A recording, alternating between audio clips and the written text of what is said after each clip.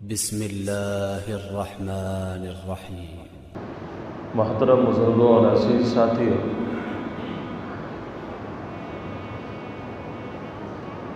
पिछले जुमे को मुहर्रमुल हराम की फ़ज़ीलत बयान की थी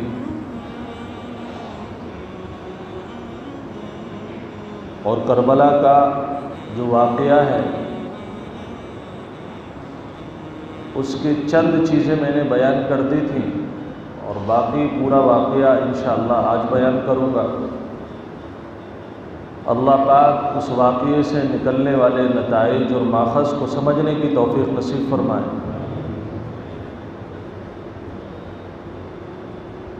पहली चीज़ तो ये समझे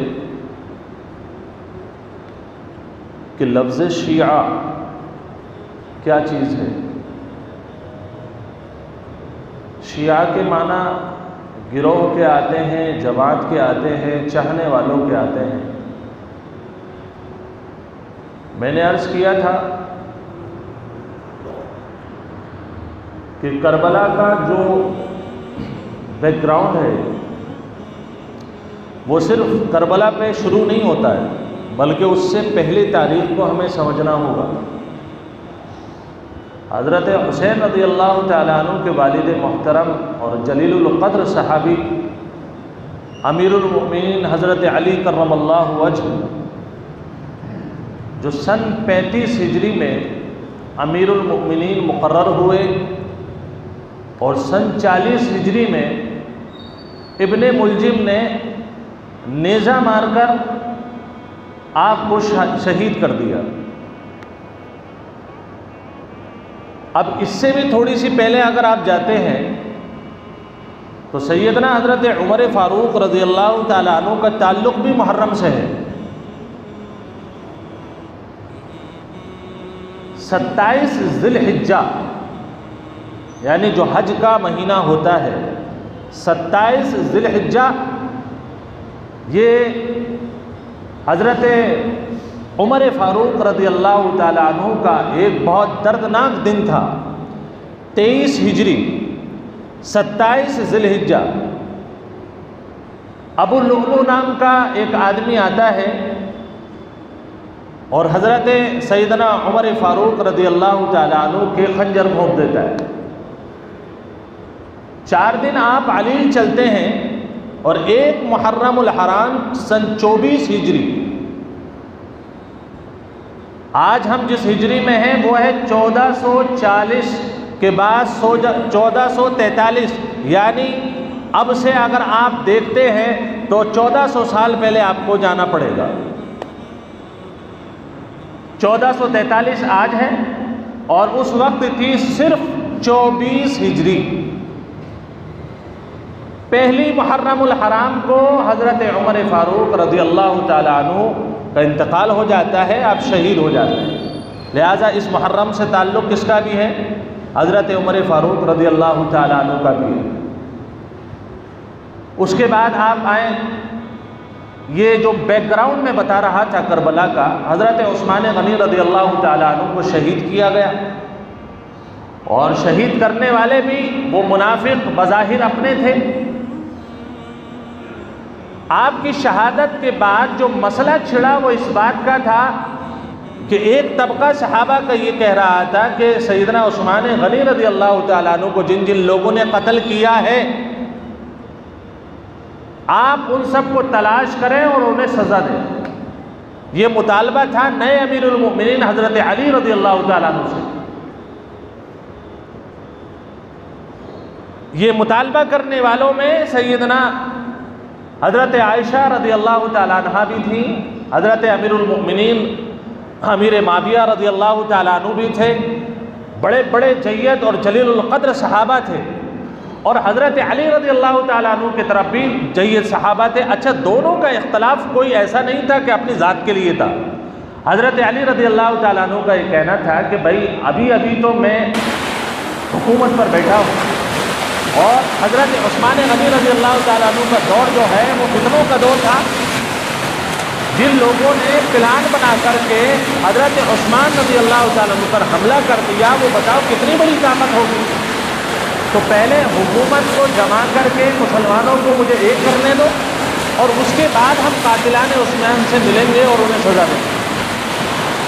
अब आप इसमें से बताइए कौन गलत था? दोनों में से मेरे हिसाब में कोई भी गलत नहीं था। जो लोग हजरत उस्मान रज़ी अल्लाह ताला अन्हु के कत्ल का मुतालबा कर रहे थे वो भी मोहब्बत में कर रहे थे, भाई हमारा एक अमीर को मार दिया गया, अब हम उनके कातिलों को नहीं समझेंगे तो कब समझेंगे। दूसरी तरफ जो थे हजरत अली रज़ी अल्लाह अन्हु, उनका भी कहना सही था कि भाई पहले हुकूमत को मजबूत तो होने दो, ये नबी पाक सल्लल्लाहु अलैहि वसल्लम वाली हुकूमत तो नहीं रही। अब हजरत अबू बकर रज़ी अल्लाह ताला अन्हु, हजरत उमर फारूक रज़ी अल्लाह ताला अन्हु वाली सुपर पावर जो मुसलमानों की थी, इस वक्त वो कैफियत नहीं है मेरे पास, मुझे थोड़ी ताकत में आने दो, फिर मैं एक बार की उनसे निपटूंगा। उनका कहना भी अपनी जगह सही था, क्योंकि कमज़ोरी की हालत में अगर लड़ाई छेड़ दी जाती तो कहीं ऐसा ना होता कि मुसलमानों के ऊपर एक आफत आ जाती। बहरहाल होता गया, बात आगे बढ़ती चली गई। सन 40 हिजरी में हजरत अली रज़ी अल्लाह ताला अन्हु दुनिया से चले गए, यानी वो साजिशें जो हजरत उस्मान रज़ी अल्लाह अन्हु के साथ चल रही थी वो ख़त्म नहीं हुई थी, और जिसका अंदेशा हजरत अली रज़ी अल्लाह ताला अन्हु ने किया था वो साबित हो गया। उन्होंने प्लान करके हजरत अली रज़ी अल्लाह ताला अन्हु को भी शहीद कर दिया। अब मसला आगे आया। 40 हिजरी के बाद मैंने अर्ज़ किया था कि हजरत अमीर माविया रज़ी अल्लाह ताला अन्हु वो अमीरुल मुमिनीन बने, सारे मुसलमानों ने उनको अपना सरदार माना, अमीर बनाए गए। बहरहाल उसके बाद मसला ये आता है कि अब सारी उम्मत को यकजा जमा हो जाना चाहिए, और हज़रत उस्मान गनी रज़ी अल्लाह ताला अन्हु के जो कातिलीन हैं उनसे हिसाब लेना चाहिए। 10 साल तक लगातार चलता रहा और कोई मसला पेश नहीं आया, सारे मुसलमान यकजा थे 10 साल तक, सन 50 हिजरी में। अब जो सन 50 हिजरी है, अब उसके अंदर मसला 51 हिजरी पर आता है। मैंने अर्ज़ किया था कि जो शियाने अली थे, एक तरफ शियाने अमीर माविया थे। शियाने अली का मतलब कि हम हज़रत अली से मोहब्बत करते हैं और किसी से नहीं करते। शियाने अमीर माविया का मतलब हम हज़रत अमीर माविया रज़ी अल्लाह ताला से मोहब्बत करते हैं, ना हज़रत अली को मानते और उनके अलावा जितने साहबा ना हम उन्हें मानते। एक तरफ थे खवारिज जो कहते थे ना हज़रत अली रज़ी अल्लाह अन्हु के मानने वाले हक़ पर हैं, ना हज़रत अमीर माविया के मानने वाले हक़ पर हैं, वो किसी को भी हक़ पे नहीं मानते, इनको खवारिज कहा जाता था। बहरहाल ये जमातें आपस में टकराती रहीं, छोटी छोटी बातें होती रहीं, और मैंने अर्ज़ किया था पिछले हफ्ते जो 4 लोगों को हज़रत अमीर माविया रज़ी अल्लाह ताला ने मुतय्यन किया था, 4 गवर्नर अहम थे। उनमें से कौन थे?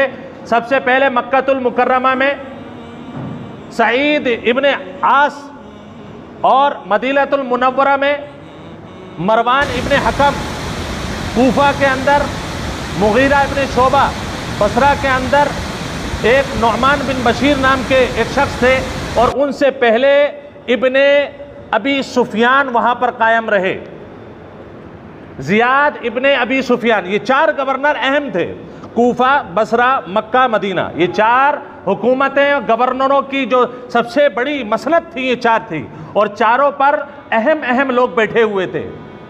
50 हिजरी के बाद जब हज़रत अमीर माविया रज़ी अल्लाह ताला अन्हु बूढ़े होने लगे, क्योंकि उन्होंने भी बहुत काफ़िले अपने रवाना किए इस्लाम के लिए, बड़ी एक लंबी दास्तान है इस्लाम की जो खिदमात की हज़रत अमीर माविया रज़ी अल्लाह ताला अन्हु की। बहरी जंगी बेड़ा सबसे पहले समंदर में उतारने वाला अगर कोई सहाबी है तो वह सैयदना हज़रत अमीर माविया रज़ी अल्लाह ताला अन्हु थे। आपकी नमाज लोग कहते थे आका सल्लल्लाहु अलैहि वसल्लम से सबसे ज़्यादा मुशाबे अगर किसी की नमाज थी तो वह सैयदना हज़रत अमीर माविया रज़ी अल्लाह ताला अन्हु की थी। नज़रियाती इख्तलाफ की बुनियाद पर आप किसी सहाबी को गाली बक दें, आपको हिम्मत कैसे हो गई, आपको जुर्रत कैसे?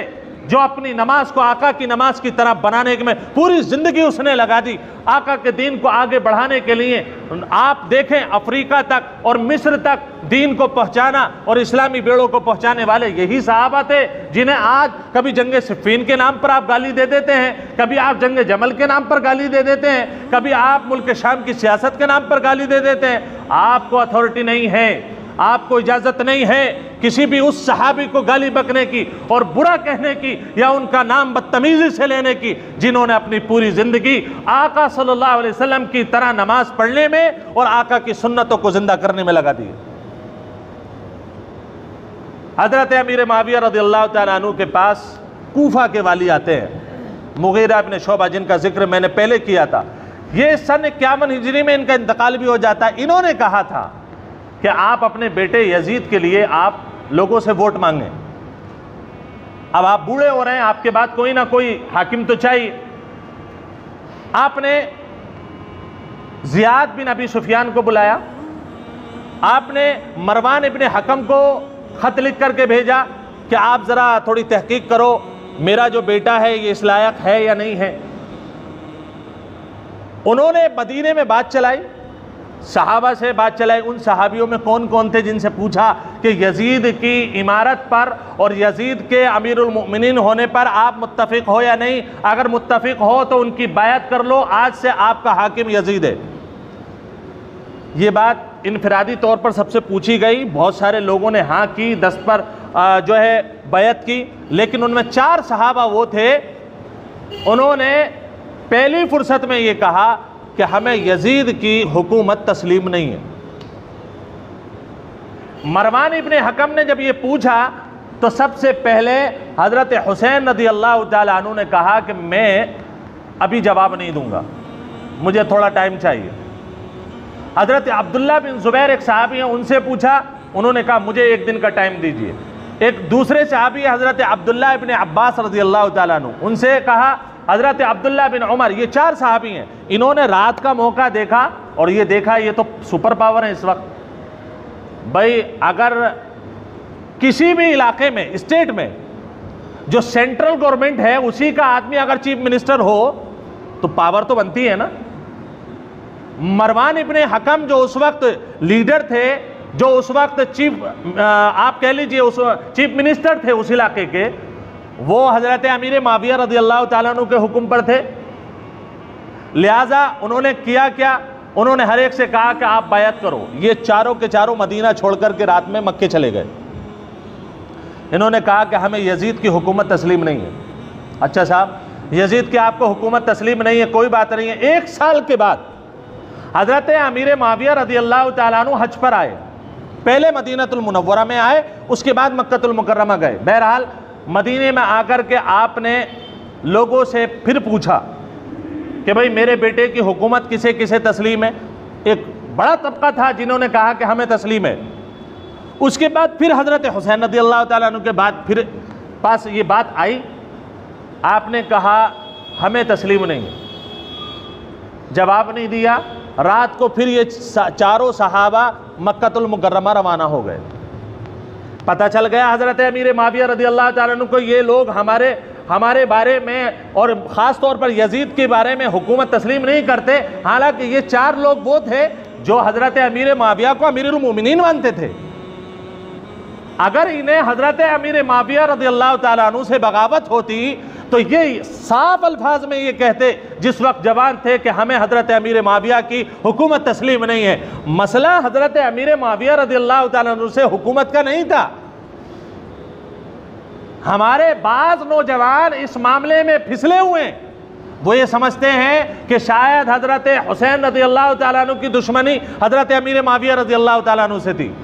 अगर उनसे होती तो कब के 2-2 हाथ हो गए होते और कब की हुकूमत की बगावत हो चुकी होती, लेकिन ऐसा नहीं था। वो ये कहना चाहते थे, ये सहाबा हज़रत हुसैन रज़ियल्लाहु अन्हु, हज़रत अब्दुल्ला इब्न उमर, हज़रत अब्दुल्ला इब्न अब्बास, हज़रत अब्दुल्ला इब्न ज़ुबैर रज़ियल्लाहु अन्हुम, वो कहते थे हज़रत आपकी इमारत तो तस्लीम है, हमें आपको हम अपना बड़ा मानते हैं, आपकी हुकूमत में हम रह रहे हैं, लेकिन आपके बेटे की हुकूमत हमें तस्लीम नहीं। मसला बेटे की हुकूमत से था, अब्बा जान की हुकूमत से नहीं था। मसला साफ है। उसके बाद हज़रत अमीर माविया रज़ियल्लाहु ताला अन्हु भी समझते थे बात को। आपने फरमाया कोई बात नहीं है। जब आपने देखा अक्सर लोग बैत कर चुके हैं, ये 4, 5, 10 लोग ऐसे हैं जो बैत नहीं कर रहे हैं, आपने कोई सख्ती नहीं की, दोबारा पूछा भी नहीं कि आप बैत करोगे नहीं। आपने फरमाया आपको इख्तियार है, आपको इख्तियार है, आप नहीं तस्लीम करना चाहते मत तस्लीम कीजिए। लगा जब आपने अक्सर लोगों का रुझान यजीद की तरफ देखा तो आपने सन 56 हिजरी में ऐलान कर दिया कि अब आम तौर पर बैत होगी, जो जो बाकी हैं वो सब बैत कर लें, जिन्हें नहीं करना वो ना करें, क्योंकि 2-4 की वजह से फैसला नहीं बदला। उनके जहन में ये बात थी। बहरहाल हुकूमत आ गई। अब मसला ये आता है, इस हुकूमत में जो 4 बड़े बड़े गवर्नर थे, मैंने अर्ज किया मक्का का गवर्नर अहम माना जाता था, मदीना का गवर्नर अहम माना जाता था, कूफा का गवर्नर अहम माना जाता था और बसरा का गवर्नर अहम माना जाता। ये 4 जो चीफ मिनिस्टर थे, आज जिन्हें गवर्नर कहा जाता है, वो गवर्नर से बड़ी पोस्ट रखते थे। इन चारों लोगों का दौर हजरत अमीर माविया रज़ियल्लाहु ताला अन्हु की जिस वक्त वफात हुई वो 22 रजब सन 60 हिजरी है। कितना है? 22 रजब सन 60 हिजरी।